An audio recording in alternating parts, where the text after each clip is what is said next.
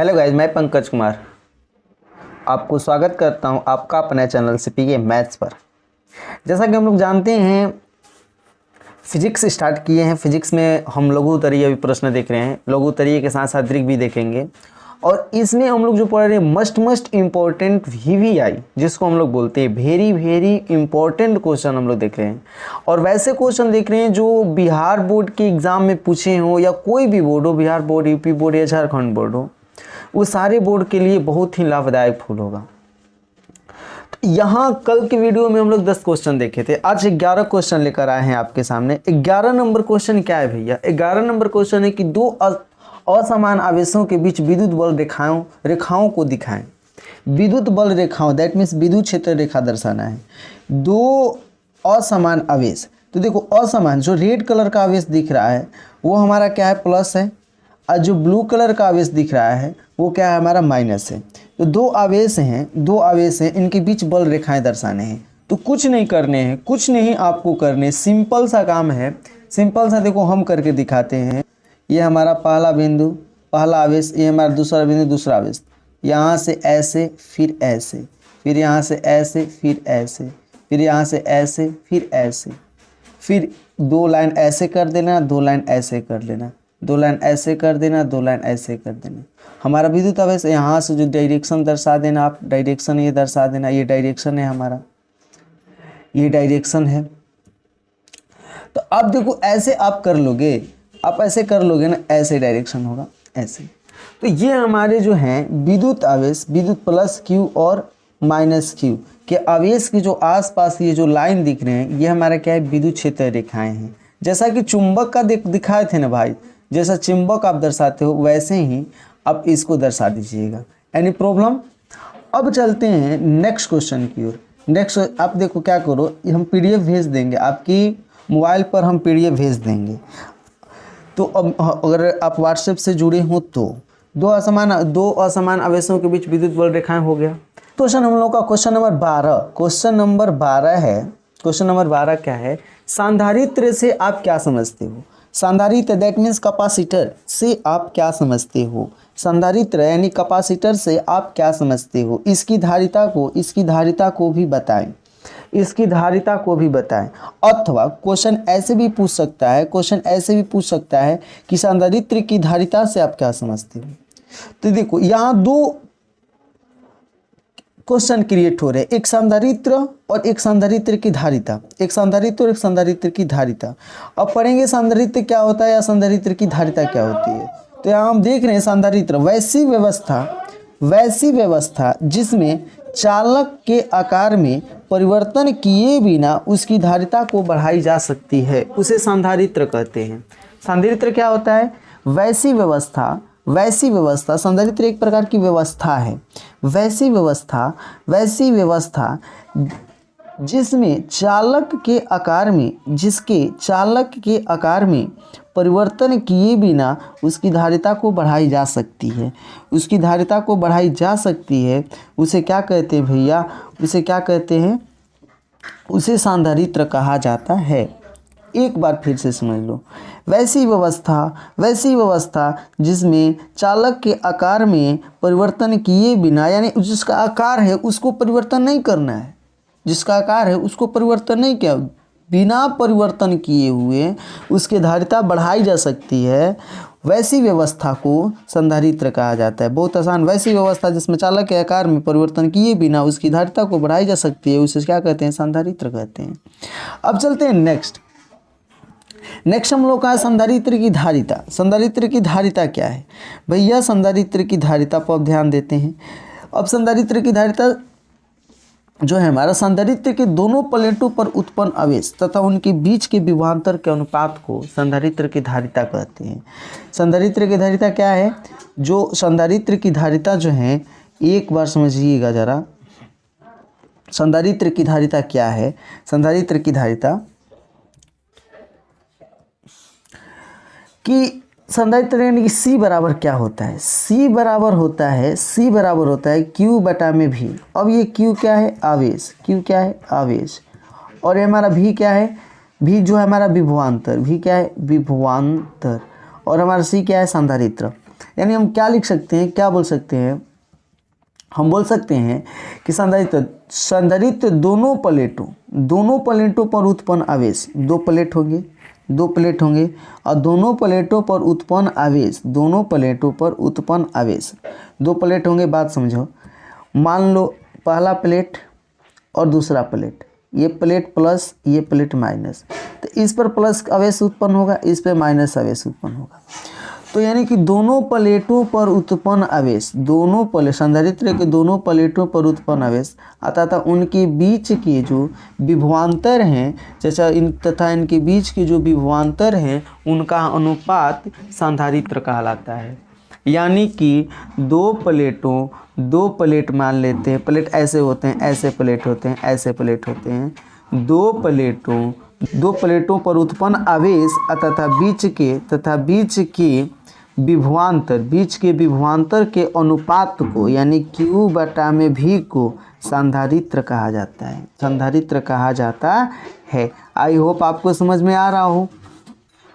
तो अब यहाँ पर हम क्या सीखे, संधारित्र क्या सीखे, वैसी व्यवस्था जिसमें चालक के आकार में परिवर्तन किए बिना धारिता बढ़ाई जा सकती है, उसे संधारित्र कहा जाता है। संधारित्र की धारिता क्या है, संधारित्र दोनों प्लेटों पर उत्पन्न आवेश तथा उनके बीच के विभवांतर का अनुपात संधारित्र कहलाता है। ये संधारित्र की धारिता कहते हैं या संधारित्र की धारिता कहलाती है, उसे क्या कहते हैं, संधारित्र की धारिता कहलाते हैं। ठीक है, अर्थात C = Q/V। आप देखो मेरे पास स्पेस नहीं है या लिखने में मुझको टाइपिंग करने में बहुत प्रॉब्लम हुआ है, तो आप C = Q/V को आप कैसे लिख सकते हो, C = Q/V आप भी लिख सकते हो।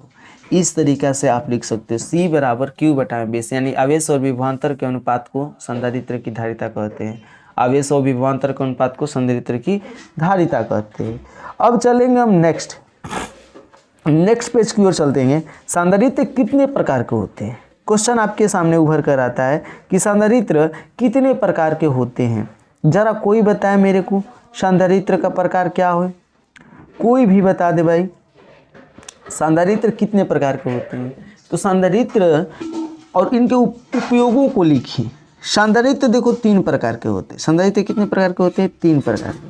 संधारित्र 3 प्रकार के होते हैं। पहला जो संधारित्र होता है इसको कर देते हैं कलर, ये ठीक है। पहला समांतर प्लेट संधारित्र, दूसरा गोलीय संधारित्र, तीसरा बेलनाकार संधारित्र। संधारित्र कितने प्रकार के होते हैं, 3 प्रकार के। संधारित्र कितने प्रकार के होते हैं, 3 प्रकार के। समांतर प्लेट संधारित्र, गोलीय संधारित्र, बेलनाकार संधारित्र। संधारित्र 3 प्रकार के होते हैं, समांतर प्लेट संधारित्र, गोलीय संधारित्र, बेलनाकार संधारित्र। जितने भी क्वेश्चन पढ़ा रहे हैं एक कॉपी पर नोट करो, एकदम पूरा भरोसा रखो हमको, इससे बाहर आपके एग्जाम में नहीं आएंगे, ये चैलेंज है मेरा। अब यहाँ पर हमारे पास है संधारित्र के मुख्य उपयोग, ये हमको उपयोगों को लिखना है। तो प्रमुख उपयोग, संधारित्र का उपयोग ऊर्जा भंडार के रूप में किया जाता है, यानी ऊर्जा को इकट्ठा करने के रूप में किया जाता है। शक्ति गुणांक को बेहतर बनाने में किया जाता है। कल जो पढ़े थे शक्ति गुणांक के बारे में हम लोग, शक्ति गुणांक को बेहतर बनाने में किया जाता है। और हमारा विद्युत परिपथ के रूप में भी किया जाता है। संधारित्र का प्रयोग विद्युत परिपथ के रूप में भी किया जाता है। 3 उपयोग काफ़ी है। ऐसे क्वेश्चन में देखिए 2 ही उपयोग दिया था, तो लेकिन यहाँ पर 3 उपयोग, ऊर्जा भंडारण के रूप में, शक्ति गुणांक के रूप में, विद्युत परिपथ के रूप में। अब चलते हैं नेक्स्ट क्वेश्चन पर। अब अगला क्वेश्चन आता है हम लोग का क्वेश्चन नंबर 14। तो 14 कह रहा है विद्युत फ्लक्स क्या है। ध्यान से समझिएगा, विद्युत फ्लक्स क्या है, इसका एसआई मात्रक तथा विमा को लिखें। विद्युत फ्लक्स क्या है, इसके एसआई मात्रक तथा विमा को लिखें। तो हमको समझने हैं विद्युत फ्लक्स, क्या समझने हैं भैया, विद्युत फ्लक्स क्या है, इसके एसआई मात्रक तथा विमा को समझना है। जरा ध्यान से समझिएगा। देखो 14 नंबर और 15 नंबर जो क्वेश्चन है सेम है। 14 जरा ध्यान दीजिए, 14 और ये हमारा 15 सेम इसलिए हो गए हैं, जरा ध्यान दो। विद्युत फ्लक्स क्या है, इसका एसआई मात्रक को लिखें। विद्युत फ्लक्स क्या है, इसके एसआई मात्रक को लिखें। तो थोड़ा सा नंबरिंग से मिसअंडरस्टैंडिंग हो गई है, तो आप घबराइएगा मत, क्या दिक्कत है। चलो समझ लेते हैं। विद्युत फ्लक्स से आप इसका एसआई मात्रक क्या है, या विद्युत क्षेत्र के फ्लक्स से आप क्या समझते हैं। विद्युत फ्लक्स विद्युत क्षेत्र में स्थित, ध्यान से समझिए, विद्युत क्षेत्र में स्थित किसी सतह के लंबवत विद्युत क्षेत्र में स्थित किसी सतह के लंबवत गुजरने वाली वैद्युत क्षेत्र रेखाओं की संख्या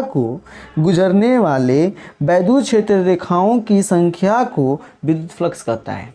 एक बार फिर से समझते हैं ये क्या कह रहा है। ये कह रहा है भैया कि विद्युत क्षेत्र में स्थित, मान लो ये विद्युत क्षेत्र है,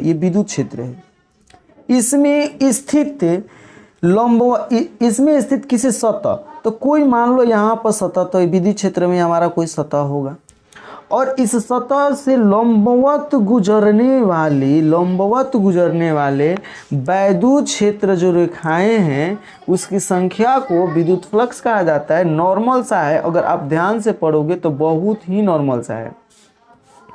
विद्युत फ्लक्स विद्युत क्षेत्र में स्थित किसी सतह के लंबवत गुजरने वाली वैद्युत क्षेत्र रेखाओं की संख्या को विद्युत फ्लक्स कहते हैं। विद्युत क्षेत्र में स्थित किसी सतह के लंबवत गुजरने वाली वैद्युत क्षेत्र रेखाओं की संख्या को विद्युत फ्लक्स कहते हैं। अर्थात विद्युत फ्लक्स बराबर फाई बराबर EDS cos थीटा। देखो अब विद्युत फ्लक्स का परिभाषा अब SI मात्रक है, तो SI मात्रक नहीं लिख पाए हैं तो वहीं हम स्टैंडिंग से नंबरिंग से हुई है, तो 14 के बाद 15 में हम लोग समझ पाएंगे। 15 क्वेश्चन को देखते हैं। 15 क्वेश्चन क्या है, विद्युत फ्लक्स क्या है, वही क्वेश्चन है हमारा। विद्युत फ्लक्स क्या है, इसके SI मात्रक के विमा को लिखें। विद्युत फ्लक्स क्या है, इसके SI मात्रक के विमा को लिखें। ठीक है, तो यही विद्युत फ्लक्स वहीं पर विद्युत क्षेत्र में स्थित किसी सतह के लंबवत गुजरने वाली विद्युत क्षेत्र रेखाओं की संख्या को विद्युत फ्लक्स कहा जाता है, जिसे फाई से सूचित करते हैं। विद्युत फ्लक्स यानी फाई बराबर EDS cos थीटा। फाई बराबर क्या होगा, EDS cos थीटा। ठीक है, EDS cos थीटा, इसको हम मिटाते हैं। इतना तो पीछे हम समझ पाए हैं। हम लोग देखते हैं आगे कि 1 मिनट इसको इरेज करते हैं यार। हाँ, अब चलते हैं, हम देखते हैं EDS cos थीटा। ये तो फ्लक्स हो गया, फ्लक्स का डिफिनेशन हो गया EDS cos थीटा। अब ये कहा SI मात्रक, विद्युत फ्लक्स का SI मात्रक newton metre square coulomb inverse होता है। ध्यान से देखना, newton metre square coulomb inverse. देखो SI मात्रक और मात्रक फिजिक्स में सबसे ज़्यादा पूछता है, तो SI मात्रक सबसे ज़्यादा पूछता है। Newton metre square coulomb inverse किसका SI मात्रक, विद्युत फ्लक्स का। यानी newton, N for newton, M for metre, C for coulomb, newton metre square coulomb inverse. विद्युत फ्लक्स का विमा क्या होता है, ml पावर 3 T के पावर -3 A के पावर -1। ध्यान से देख लो क्या लिखा है, ml के पावर 3 T के पावर -3 A के पावर -1 विद्युत फ्लक्स की विमा होती है। ठीक है, तो इतना तो समझ में आया विद्युत फ्लक्स क्या हुआ क्या नहीं हुआ, ये तो समझ में आया ना बाबू। विद्युत फ्लक्स किसे कहते हैं किसे नहीं कहते हैं, विद्युत फ्लक्स क्या होता है। तो विद्युत फ्लक्स में हम लोग क्या पढ़े, विद्युत फ्लक्स में यही पढ़े कि विद्युत क्षेत्र में स्थित सतह के लंबवत गुजरने वाले विद्युत क्षेत्र रेखाओं की संख्या को विद्युत फ्लक्स कहा जाता है। इसे फाई से सूचित करते हैं। फाई बराबर EDS cos थीटा होता है। विद्युत फ्लक्स एक अदिश राशि है। विद्युत फ्लक्स का SI मात्रक newton metre square coulomb inverse होता है। विद्युत फ्लक्स का विमा ml के पावर 3 T के पावर -3 A के पावर -1 यानी A इनवर्स होता है। ठीक है, अब चलेंगे नेक्स्ट 16 नंबर पर। 16 नंबर को देखते हैं, किसी चालक की धारिता किन किन कारकों पर निर्भर करती है। तो चालक की धारिता निम्न कारकों पर निर्भर करती है। पहला, चालक के क्षेत्रफल पर। दूसरा, अन्य चालकों की उपस्थिति पर। तीसरा, माध्यम पर। किसी चालक की धारिता निम्न बातों पर निर्भर करती है। पहला, चालक के क्षेत्रफल पर, अन्य चालकों की उपस्थिति पर और माध्यम पर। चालक के क्षेत्रफल, अन्य चालकों की उपस्थिति और माध्यम पर। अब हम 17 को देखेंगे, मुक्त आकाश की विद्युतशीलता का मात्रक और विमीय सूत्र लिखें। मुक्त आकाश की विद्युतशीलता का मात्रक और विमीय सूत्र लिखें। इस क्वेश्चन को तैयार करने में हमको लगभग 45 से 50 मिनट लगा है। मुक्त आकाश की विद्युतशीलता का मात्रक और विमीय सूत्र लिखिए। मुक्त आकाश की विद्युतशीलता का मात्रक C coulomb square newton inverse metre के पावर -2 होता है। विद्युतशीलता का मात्रक मुक्त आकाश की विद्युतशीलता का मात्रक कूलम्ब, ध्यान से समझना ध्यान से इस पार्ट को, coulomb square newton inverse metre के power -2, coulomb square newton inverse metre के पावर -2। ये मात्रक, अगर इसके एसआई मात्रक की बात करें हम लोग, इसके एसआई मात्रक की हम लोग जब बात करें तो इसके एसआई मात्रक होंगे भैया फैराड पर मीटर, फैराड, एफ पर फैराड पर मीटर। ये हमारा क्या है, एसआई मात्रक। ऐसे केवल मात्रक की जब बातें की जाए, जब केवल मात्रक की बातें की जाए तो केवल मात्रक में आप तो देख लिए ना, क्या देखिए आप केवल मात्रक में, तो केवल मात्रक में देखिए coulomb square newton inverse metre के पावर -2। ओके। अब विमीय सूत्र देखो हर जगह हम क्वेश्चन बैंक देखे, मॉडल पेपर देखे, हर जगह मिस्टेक था, हर जगह गलती दिया था, हर जगह ही गलती दिया था। इसलिए हम देखो ये एकदम सटीक विद्युतशीलता का विमीय सूत्र हम खुद से निकाले हैं, विमीय सूत्र खुद से किए हैं। आप देखो क्या गलती दिया हम बताएंगे। देखो विद्युतशीलता का विमीय सूत्र सही में क्या होगा, सही में क्या होगा तो मीटर इनवर्स लीटर के पावर एल, लीटर नहीं एल के पावर, लंबाई होता है लेंथ होता है, एल के पावर -3, टी के पावर 4 और ए के पावर 2, ये होता है। एम के पावर -1, एल के पावर -3, टी के पावर 4, एम ए के पावर 2, ये होता है। अब जो गलती दिया है वो क्या दिया है कि एल के पावर -3 न दे करके -2 दे दिया है, जो गलत है। तो आप हमेशा अब यह विद्युतशीलता मुक्त आकाश में विद्युतशीलता याद कर लीजिएगा, एम के पावर -1, एल के पावर -3, डी के पावर 4 इंटू ए के पावर 2। आई होप आप समझ पा रहे हो। अब चले नेक्स्ट हमारा क्या है, 18 ध्रुवीय तथा अध्रुवीय परावैद्युत से आप क्या समझते हैं। ध्रुवीय तथा अध्रुवीय परावैद्युत से आप क्या समझते हैं, ध्रुवीय तथा अध्रुवीय परावैद्युत से आप क्या समझते हैं। आप बताओ आप क्या समझते हो ध्रुवीय तथा अध्रुवीय परावैद्युत से, आप ही बता दो आप क्या समझते हो जरा। ध्रुवीय और अध्रुवीय। तो ध्रुवीय परावैद्युत देखो क्या होता है, वैसे परावैद्युत जिसमें धन आवेश और ऋण आवेश का केंद्र अलग अलग हो, धन आवेश और ऋण आवेश का केंद्र अलग अलग हो, उसे ध्रुवीय कहा जाता है। धन आवेश और ऋण आवेश का केंद्र अलग अलग हो, वैसे परावैद्युत जिसमें धन आवेश और ऋण आवेश का केंद्र अलग अलग हो, उसे ध्रुवीय परावैद्युत कहा जाता है। अध्रुवीय तो वैसे परावैद्युत जिसमें धन आवेश और ऋण आवेश का केंद्र एक ही हो। अगर केंद्र एक ही हो अध्रुवीय, अगर केंद्र अलग अलग हो तो ध्रुवीय कहा जाएगा। एकदम सिंपल सा डिफरेंस है। ध्रुवीय परावैद्युत वैसे परावैद्युत जिसमें धन आवेश और ऋण आवेश का केंद्र अलग अलग हो, उसे ध्रुवीय परावैद्युत कहा जाता है। जैसे HCl H2O, ये HCl H2O जो है हमारा ध्रुवीय परावैद्युत का उदाहरण है। अध्रुवीय क्या था कि वैसे परावैद्युत जिसमें धन आवेश तथा ऋण आवेश का केंद्र एक ही पर हो। जब एक ही पर होगा तो अध्रुवीय, और अलग अलग होगा तो ध्रुवीय परावैद्युत कही जाएगी। अर्थात संपातीय उसे अध्रुवीय परावैद्युत कहा जाता है। कुछ देखो इसके उदाहरण क्या है, H2O2 और CO2 यानी हाइड्रोजन, ऑक्सीजन और कार्बन डाइऑक्साइड, ये हमारे अध्रुवीय परावैद्युत के उदाहरण हैं। ठीक है, कुछ नोट पॉइंट है जिससे आप अंतर भी लिख सकते हो। अगर पूछेगा आपके एग्जाम में कि ध्रुवीय और अध्रुवीय परावैद्युत में अंतर स्पष्ट करें, तो वहाँ पर भी आप लिख सकते हो। ठीक है, तो यहाँ पर इसलिए यहाँ पर एक नोट पॉइंट यहाँ पर दे दिए हैं, और ध्रुवीय के लिए और अध्रुवीय के लिए। यहाँ पर अध्रुवीय के लिए अध्रुवीय, यहाँ पर ध्रुवीय, यहाँ पर अध्रुवीय कर देना। ध्रुवीय परावैद्युत का अस्थाई द्विध्रुव आघूर्ण होता है। ध्रुवीय परावैद्युत का अस्थाई द्विध्रुव आघूर्ण होता है, और ध्रुवीय परावैद्युत का शून्य द्विध्रुव आघूर्ण होता है। इसका अस्थाई होता है द्विध्रुव गुण, इसका शून्य द्विध्रुव आघूर्ण होता है। ठीक है, शून्य द्विध्रुव आघूर्ण। और द्विध्रुव आघूर्ण मतलब एक ही पर जब आवेश ही है, जब एक ही पर प्लस क्यू और माइनस क्यू आवेश है तो जीरो संपाती होना, तो जीरो हो जाना, उसका द्विध्रुव आघूर्ण क्या हो जाना। द्विध्रुव आघूर्ण क्या पढ़े थे हम लोग, द्विध्रुव आघूर्ण दो आवेशों के बीच की दूरी और हमारे आवेश के गुणनफल द्विध्रुव आघूर्ण कहलाता था। जब दूरिये नहीं रहेगा, जब ध्रुवीय नहीं रहेगा भैया तो शून्य ही होगा ना। शून्य द्विध्रुव और ध्रुवीय परावैद्युत के द्विध्रुव आघूर्ण शून्य होता है, ध्रुवीय परावैद्युत के द्विध्रुव आघूर्ण अस्थाई होता है, यानी कुछ न कुछ रहता है। अस्थाई मतलब कुछ न कुछ रहता है। ठीक है, अब चलते हैं 18 के बाद 19 पर। 19 क्या है हम लोगों का, ये समझते हैं भैया। 19 हम लोगों का एक आवेशित संधारित्र और सेल में क्या अंतर है। एक आवेशित संधारित्र और सेल में क्या अंतर है, तो ध्यान देना। आवेशित संधारित्र संचित ऊर्जा को विद्युत ऊर्जा में बदलता है। आवेशित संधारित्र जो होता है संचित, जो आवेशित संधारित्र आवेश इकट्ठा के लिए रहता है, वो अपने अंदर आवेश इकट्ठा के लिए रहता है उसी को विद्युत ऊर्जा में कन्वर्ट करता है।